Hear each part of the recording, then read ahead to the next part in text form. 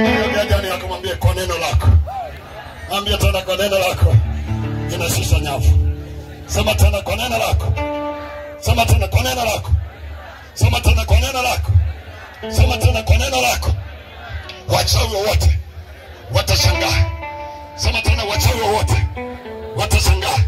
Sikiliza, kuna watu wanakujua toka mpaka unazaliwa. Wanajua mpaka historia yako. Wanajua mpaka bibi yako. Wanajua mpaka shangazi yako. Wanajua mpaka jina lako la utani ambalo walikuwa wanakuita kule kijijini, lakini wasichokijua ni neno la Bwana. Sema amina.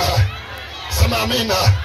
Ni kweli wanakujua wewe sawa, lakini wasichokijua una neno la nani jamani? Waliologa kupitia jina lako. Usihangaike wanaologa kupitia jina lako. Hajua ya kwamba Mungu ana neno juu yako. Mungu ana neno juu yako. Mungu ana neno juu yako.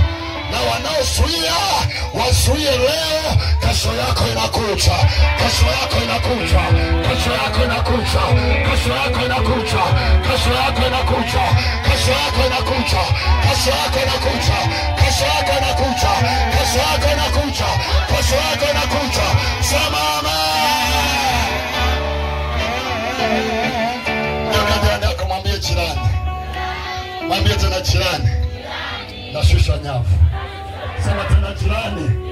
Pale kazini nashusha nyavu. Pale ofisini nashusha nyavu. Pale nyumbani yule kijagula namshushia nyavu. Pale nyumbani yule wizard namshushia nyavu. Pale nyumbani wanaonisema vibaya nawashushia nyavu.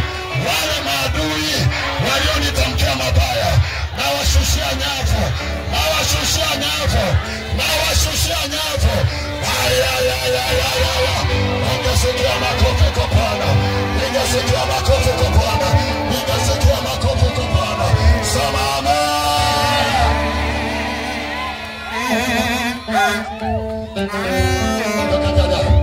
Mwambie kwa neno la Bwana sitabaki hivi.